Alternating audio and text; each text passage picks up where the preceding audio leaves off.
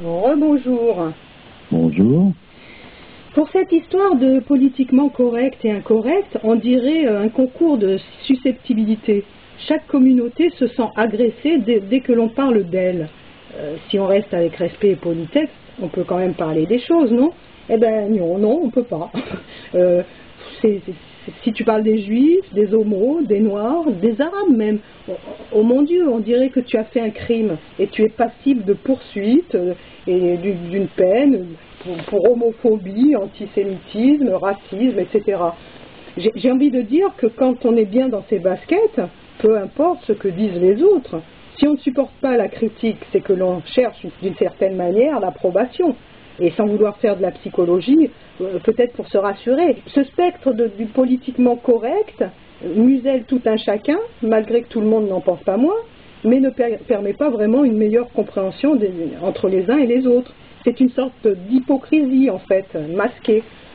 Et je voudrais aussi rajouter une chose, quand on parle de politiquement correct, on se base sur une référence profane, la politique. La politique qui est en fait l'enfant de la démocratie. Cette démocratie, combien de choses inacceptables ne sont-elles pas faites en son nom? Donc on pourrait dire aussi que c'est, entre guillemets, traditionnellement incorrect alors. Oui, bon, c'est sans fin. C'est sans fin. Oui, c'est sans fin, c'est le mouvement perpétuel. Après, bien sûr, effectivement, on peut se permettre de discuter ou de donner un point de vue sur telle ou telle chose ou telle autre. Alors le racisme, moi j'ai déjà dit ce que c'était, ce que ça valait, dans quelle mesure, est-ce qu'il peut y avoir une origine à ça, pourquoi.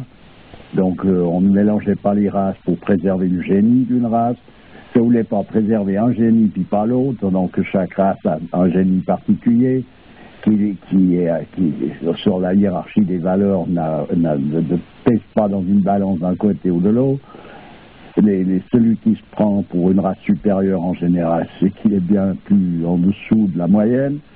On la connaît, c'est une histoire comme ça, comme s'il pouvait y avoir des hommes parce qu'ils ont une couleur différente qui seraient des moins, des plus, j'entends. On est dans le ridicule du début jusqu'à la fin, c'est pour ça que ça sert à rien tout ce baratin. À présent qu'on parle des homos, qu'on parle des ci, qu'on parle des... Il y a à un moment donné une chose, elle est ce qu'elle est. Moi, j'ai rien contre personne. Je veux dire par là, moi, je connais des gens qui sont homosexuels. Ils vont pas me... Ça peut être de braves gens, de tout ce qu'on veut. C'est pas là le problème. Le problème, c'est qu'à un moment donné, c'est quelque chose qu'on voit bien, qu'à un endroit, il y a une carence. Donc, c'est cette carence qu'on signale et que c'est quand même une anomalie dans une société d'accepter une carence comme étant une norme. Je veux dire par là, jusqu'où on va, où est-ce qu'on s'arrête, où est-ce qu'on commence. Alors ça ne veut pas dire qu'il y a une condamnation quelconque à ça. Absolument pas. Mais ça veut dire que c'est comme ça. C'est tout. Pourquoi est-ce qu'il faut qu'entre eux qu'ils soient absolument d'une couleur plutôt que d'une autre? Non, c'est une maladie. Après, il y a des choses plus ou moins graves. Si on parle de la pédophilie, c'est une maladie grave. C'est tout. Donc, à partir de là, actuellement, on n'offre plus les moyens de se soigner. Parce qu'avec les progrès de la science moderne, on en est arrivé à ne plus pouvoir soigner quoi que ce soit. On fait des emplantes sur des jambes de bois. On empêche les gens de nuire, peut-être, tout ce qu'on veut, mais soigner, ça n'existe plus trop. Donc, qui va pouvoir soigner un personnage atteint de ça? C'est en tout cas pas dans le milieu psy qu'on va rencontrer grand monde. Alors, il y a eu d'autres époques où ces choses-là pouvaient arriver beaucoup plus sporadiquement parce qu'on n'était pas autant dans le mouvement de dégénérescence comme on l'est actuellement, qui est étant exponentiel, on en arrive à des passages où ça devient un peu catastrophique. Mais il y avait des moyens d'essayer de rétablir l'équilibre quand c'était possible.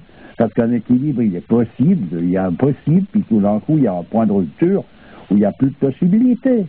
Mais qu'on va trouver des arguments pour comprendre, comme comprendre, ça voudrait dire acquiescer. Par exemple, alors qu'on comprend, on peut comprendre qu'une chose arrive sans acquiescer nécessairement à l'égard de cette chose-là, etc., etc. Donc, c'est tout un...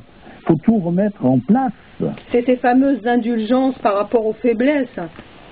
Oui, mais après, c'est des indulgences mal placées. Ouais. Dans le sens qu'une indulgence consisterait à accepter de faire tout son possible pour soigner quelqu'un qui est atteint de quelque chose.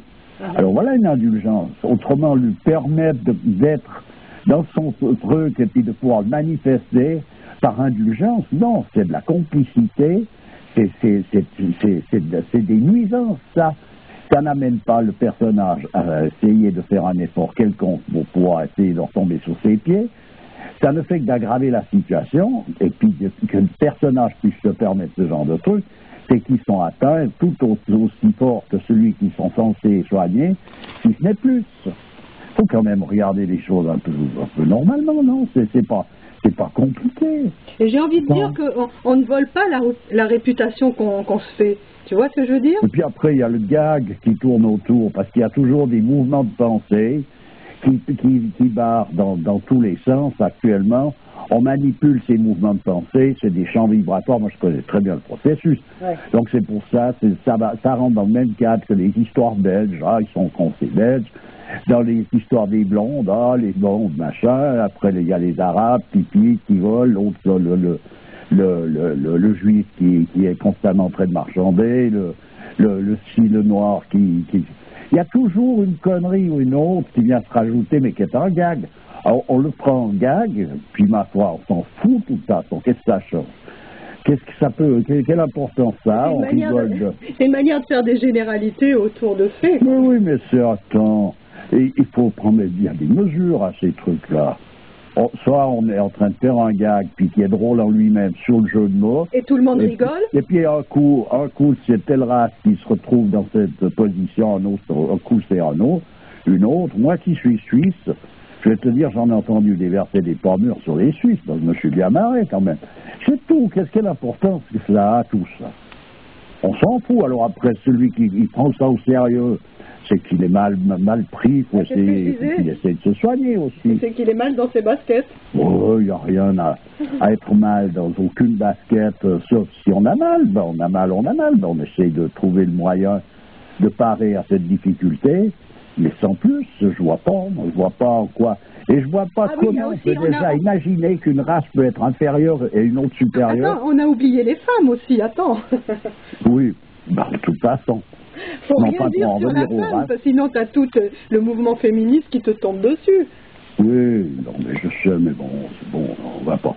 On a tous les mouvements qui nous tombent dessus, au bout d'un moment. Tu vois, il y a même des associations d'hommes battus à présent. Non, mais j'entends, c'est bon, là, tout est bon. Alors, on est donc dans une absurdité, une aberration, on est dans une déchéance. Alors, à présent, c'est pas une histoire raciale. C'est une histoire de déchéance générale de l'ensemble de toute l'humanité. Voilà ce que c'est. Ouais. Pourquoi? Parce qu'elle a perdu pied, elle a coupé les pardon, elle a coupé les ponts donc avec l'essentiel. Ouais. Pour ne se préoccuper que de trivialités, essayer de résoudre des problèmes qui ne peuvent pas être résolus de cette façon, la façon dont ils prennent, malgré toute la belle logique que ça peut avoir, c'est des erreurs. Et c'est des erreurs qui sont évidemment logiques, autrement on ne pourrait pas les avaler comme étant quelque chose. Puis voilà. Mais il n'y a aucun lieu d'avoir à discuter d'une race comme étant supérieure ou inférieure, ou de quoi que ce soit, tout ça. Et puis qu'un personnage soit atteint d'une carence ou d'une autre, moi je veux bien qu'il puisse dépasser cette carence et aller au-dessus de celui qui n'en a pas. S'il y a une hiérarchie là-dedans, mais pourquoi pas? Le problème ne se situe pas là. C'est simplement, comme on dit actuellement très bien, appeler un chat un chat. C'est telle chose et telle chose qui n'est pas autre chose que ça, c'est tout. Comme de toute façon, comme tu dis, celui qui ne le dit pas, il le pensera de toute manière. Donc quoi? Alors après, on rentre dans des conflits de sentimentaux, des conflits passionnels, où chacun veut défendre un point qui lui est vulnérable.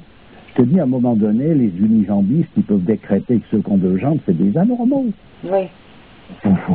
Ou bien qu'ils sont tout aussi, il n'y a pas de problème. Moi, je sais qu'ils sont tout aussi, tout ce qu'on veut, mais il leur manque une piote. Attends, c'est pas compliqué. Je veux dire, c'est pas j'y suis pour rien, certainement non plus, ils n'ont pas fait exprès.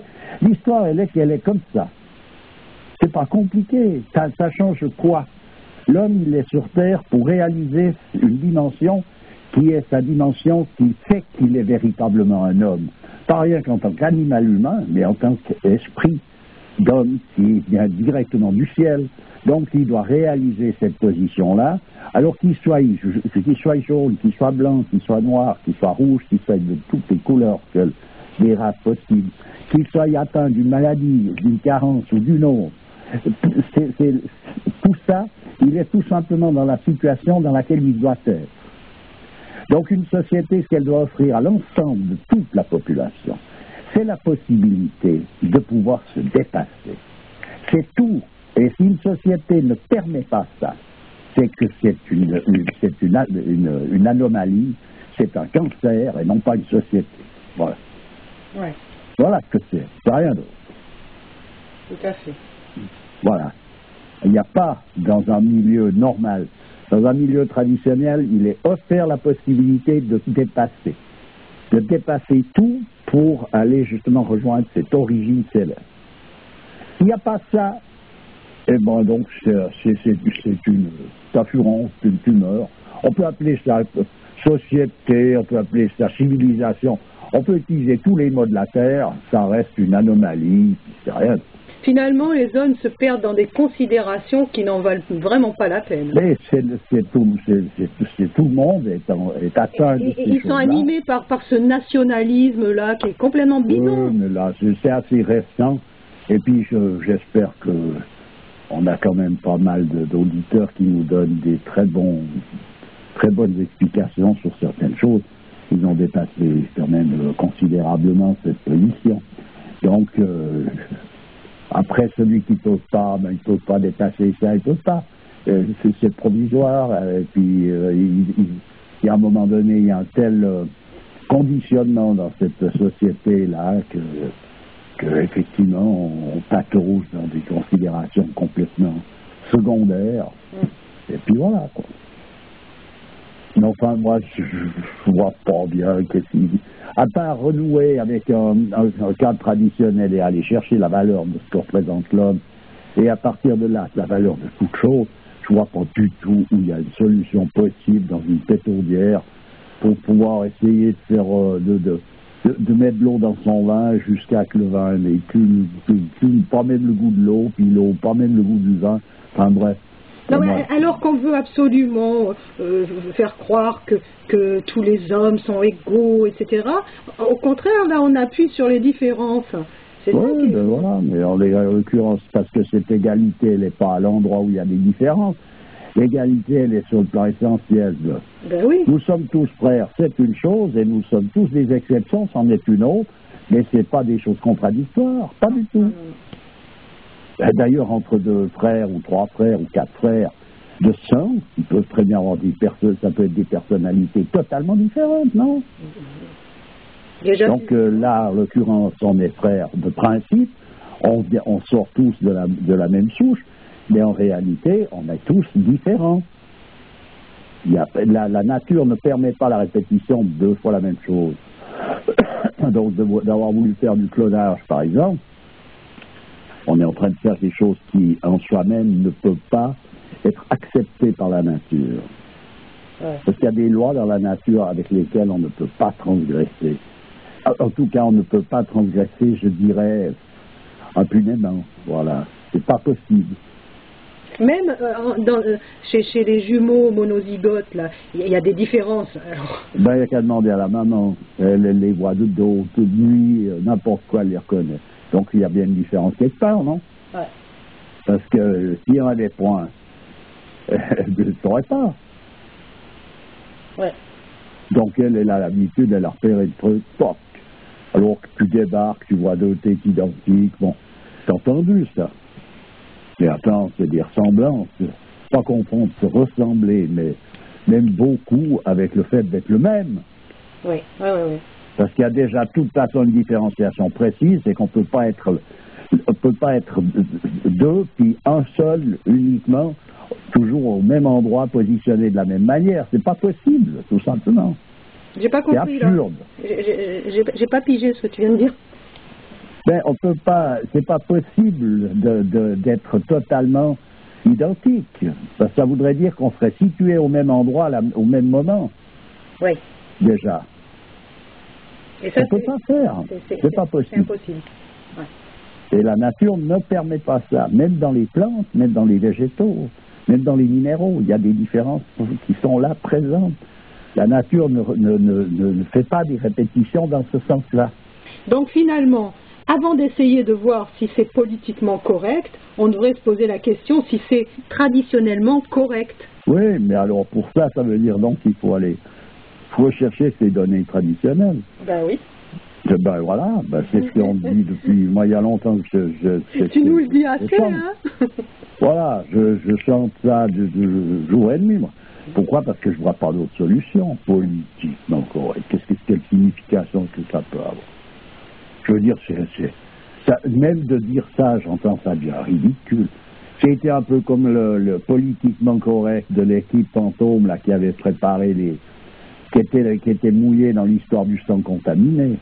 À la finale, alors ils étaient responsables mais pas coupables. Voilà, c'est ça.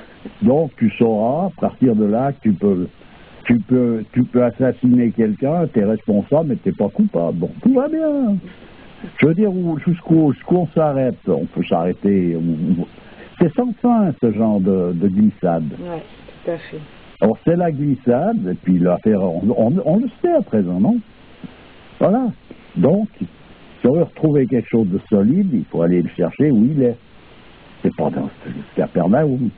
J'espère que ça sera une fois compris, quand même, ça. Ben, espérons que la glissade soit pas trop longue encore, qu'on arrive enfin à toucher le fond.